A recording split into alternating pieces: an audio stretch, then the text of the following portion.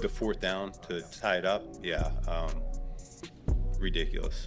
That's ridiculous. I mean, you talk about that 4th and 8 from last week and how outstanding that was, and I think this one was probably even another level ahead of that. So there's some things that you just can't coach. He's got that about him. He's got a knack. He's clutch. He does so many good things. He's an eraser, you know. I have plenty of bad calls each and every week, and he helps make it right for me. And